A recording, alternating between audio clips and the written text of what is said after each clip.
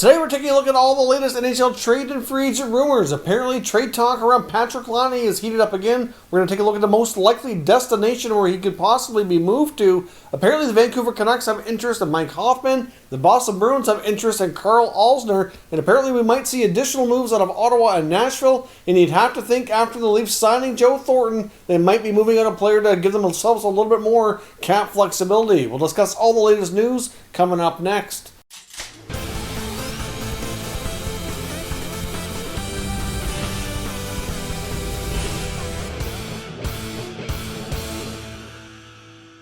So welcome back to another video here at Top Shelf Hockey. Now, as I mentioned, we have a lot to cover today, so let's jump right into the details. Now onto the Toronto Maple Leafs. Of course, we saw earlier this evening where they signed veteran forward Joe Thornton to a one-year deal with a no-move clause at $700,000. Pretty low-risk contract, but it just goes to show that they don't really have a lot of cap space left. They only have about 1.5, 1.6 million according to CapFriendly.com, and that includes placing Pierre-Engvall's contract in the minors. So obviously, if he were to make the roster, then that number would be a little bit different. But they can bury up to $1 million of his contract, so there's not a whole lot counting against the cap right now for his deal. So I would have to think, though, because of that, and they still have Mikheyev and Dermott as unsigned restricted free agents, that they're clearly not going to have enough room to sign both those players. They have more than enough defensemen. They have more than enough forwards. So I would say at least one, maybe even two players, it would make sense for them to be moved out. And based on Engvall's contract, I think that he is probably the most likely forward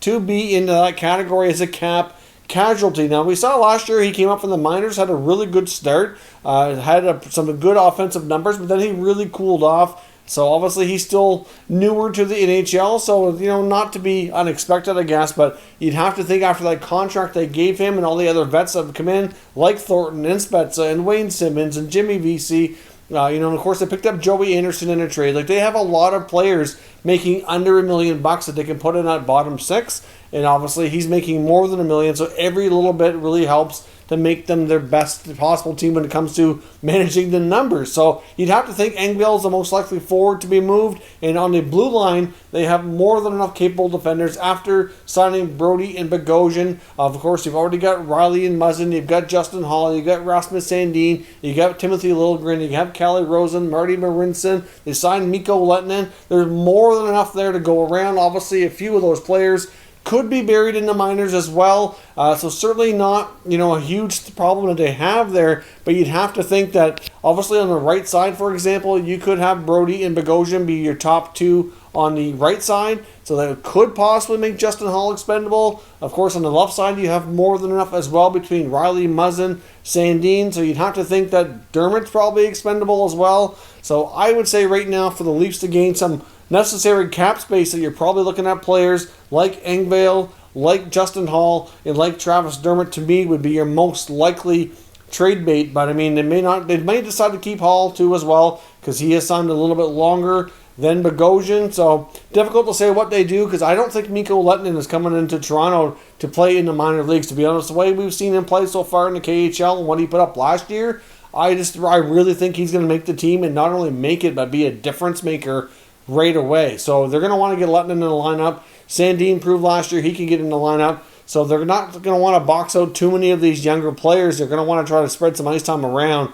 So somebody's got to go to make sure that happens. Or depending on, a lot of it's going to boil down to contract as well, because it's going to be not only about performance, but what they're getting paid. So at the end of the day, the Leafs likely are going to move out some more players to make room for these veterans here, and those to me are my most likely cap casualties. Now, we also talk about the Boston Bruins today. Information from Joe Haggerty, who was no longer working for NBC Sports, now working for Boston Hockey Now, is reporting that the Bruins do have some interest in bringing in veteran defenseman Karl Alzner as a veteran insurance policy is what he's kind of calling him. Right now, there's no guarantee that Zdeno Chara returns. Of course, they lost Torrey Krug, and they're looking at the market and kind of weighing what their options are. And Alzner, even though he hasn't really played a lot of NHL games the past couple of years, he's been buried in the minors to the Montreal Canadiens organization.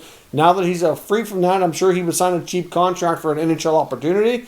So it's not going to be very costly if they do this, but he's about 3 years removed from really being what used to be looked upon as an effective NHL defenseman. When he was partnered in Washington with John Carlson, he had some really good plus-minus stats, was kind of looked upon as being one of the stronger defensive defensemen around. But clearly the game has gotten a little quick for him. He slowed down. This really never worked out in Montreal. Could he bounce back in Boston? It's a possibility, but I think at this point that, personally, I think they'd be reluctant to sign him until they have a better idea what's going on with Chara. But they may not know for a while on Chara because he's made it known that he's not really sure what he wants to do because he wants to kind of see the format for next season. I think is going to be important. Like, when's it going to start? How many games? What kind of system are they in? Are they going into bubbles? Something different? Because obviously he's got a lot of things to consider as well, including a young family. So, and we also had comments from NHL insiders that Chara's agents are also indicating that they're kind of weighing out all options, that it wouldn't be a complete shocker if he signed somewhere else. So I understand they're looking for a veteran to come in as a stopgap. So they lost Krug and might lose Chara. I'm just not sure Alsner's that guy. But according to Joe Haggerty, that's who they're looking at. And I guess we'll see if they decide to go down that road or not. But Don Sweeney and the Bruins have had a little bit of a weird offseason, in my opinion. They haven't really been doing a whole lot, and I can't help but wonder if it's kind of a directive from ownership that they don't want to spend any more money. So we'll see, because I know they seem to be one of the teams that were not getting a lot of good press with how they handled their employees during the early stages of the pandemic. We also had word from Boston that they could be without Martian and Pasternak to start next season as well. Both had pretty serious surgeries, going to be out for an extended period of time, and they could miss the beginning of the year depending on when it starts. So if they start the season without two of their top forwards and they have some holes in the blue line, there's question marks on Tuukka Rask, this team could go from a top, regular season team. They could drop in the standings pretty quick. So it'll certainly be more than interesting to see how they respond here between now and the time the season gets underway. Now, in terms of the Vancouver Canucks, it looks as though they are having several conversations, and Jim Benning might not be done setting this roster up. We know that they lost some guys in free agency, including Chris Tanev, Troy Stecher, Jacob Markstrom, as well as Tyler Toffoli. They've already taken care of Markstrom, where they brought in Braden Holtby. They've adjusted the blue line here a bit as well, getting Nate Schmidt. So obviously they're not in too bad a shape in that regard, but they never really brought in anything to replace Toffoli. We're still waiting to find out on a contract for Jake Virtanen if he's going to be sticking around or not. And there is some talk that they've been talking to a few other forwards in free agency, including Mike Hoffman and Andreas Athanasiou. So apparently the agents for Mike Hoffman have indicated here that they've had discussions about apparently the Canucks, as much as they're interested in bringing in another scorer like Hoffman who could more than replace the production of Tyler Toffoli.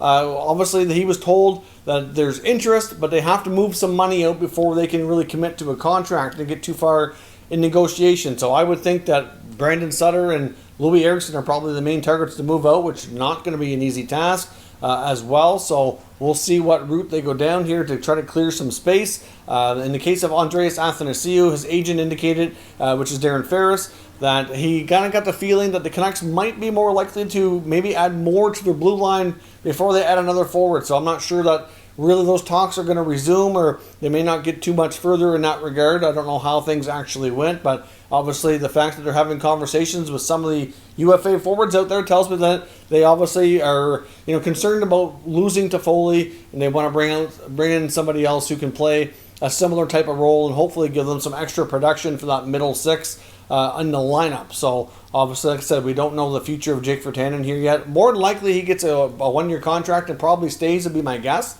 But you just never know, depending on what they figure out for potential trades. If they go that route instead, he could certainly be a player that might be made available to facilitate bringing in another stronger scoring forward. But we'll see. But the Canucks are certainly having conversations out there. Looks like they're not completely done here as of yet. Same goes for teams like Nashville and Ottawa. We got confirmation through in different interviews that the Nashville Predators are indeed looking to add another forward. The Predators GM David Poile made it known in an interview that he does have cap space and he fully intends to use at least some of it, that he wants to continue adding, that they're not done. They're still looking around for opportunities. Obviously, the Preds were one of the teams that were in on Taylor Hall amongst many other teams, and I think they just couldn't offer him enough money on a short-term contract to kind of lure him in, which is why the Sabres were able to get that deal done, is they were one of the few teams that went anywhere near $8 million on a one-year contract. Most other teams were anywhere from $4 to $5.5 million. He just wasn't getting the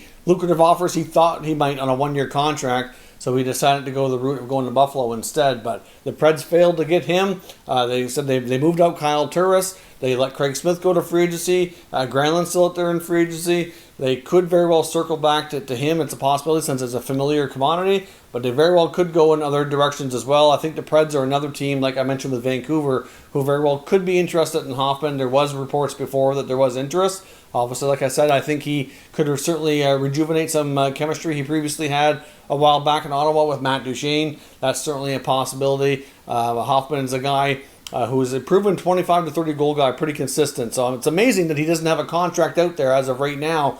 And whether it's him or somebody else, the Predators are certainly still looking to make that addition. Same goes for Ottawa. Pierre Dorian's made it known that he's not completely done as of yet, and many feel that he very well could be looking to add some more depth at the center position as well. They have some pretty decent young centers, but not a lot of depth from the veterans' perspective, and maybe they might be looking to make a move in that regard. Maybe even trade out another guy, maybe like an Anisimov, for example, might be a player who does get moved. He's down to 1 year on his contract now as well. So not quite clear exactly what they're going to be doing, but we've seen the Senators obviously make some moves by signing Dadonov. They obviously brought back some of their other RFAs. They're expected to sign Connor Brown and Chris Tierney. I would expect in the case of Brown, probably gets a longer contract, where Tierney could be maybe 2 or 3 years. I would think probably wouldn't be too long. It could be 1 year, but I would think probably not, because he's really close to being a UFA. They probably want to get him a little bit longer than that, but we will see. But expect more noise out of Ottawa. They've had a pretty good offseason so far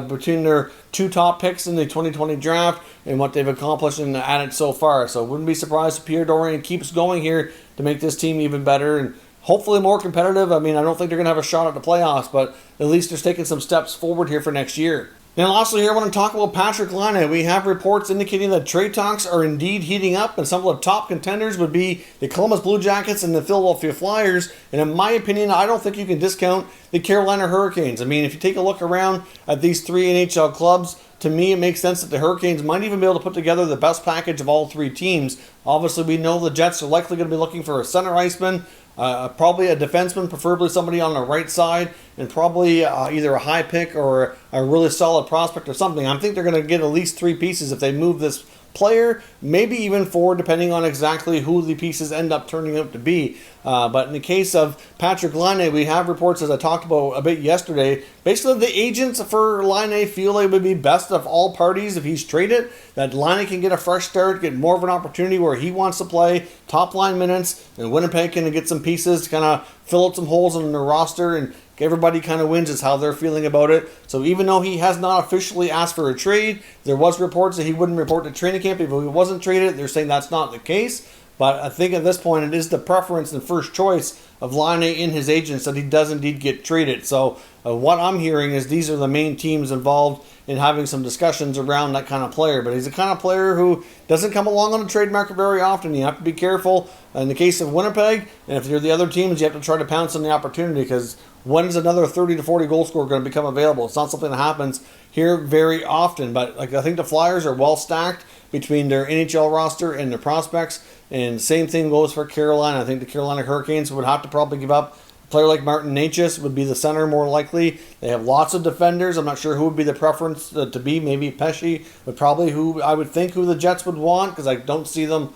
getting Hamilton. I mean, you never know. They probably would want Hamilton, but he's also got not much term on his contract unless they negotiated an extension. But still, like, the Carolina Hurricanes could put together a really good package there. Reunite Laine with Sebastian Aho. That would be a tremendous pickup for the Canes. So we'll see. I mean, I'm not sure how much they're going to be afraid of his next contract, because he's obviously going to be looking to get paid a long-term big money deal. But the Hurricanes, I think, are one of the best positioned teams, even though some of the sources out there are not referencing them. I think they could be a stealth team to watch for in these kind of situations. But as I mentioned, the insiders are saying Philly would be one of the top ones. We saw Columbus move out a lot of pieces as well and create some cap space. I can see the interest. I'm just looking at their roster and their prospects. I'm just not sure Columbus could put together the best package. So as much as I can understand their interest and their push to try to acquire him, I'm just not sure they're going to have what it takes to get it done. But I can certainly see them trying everything they can to try to make it happen.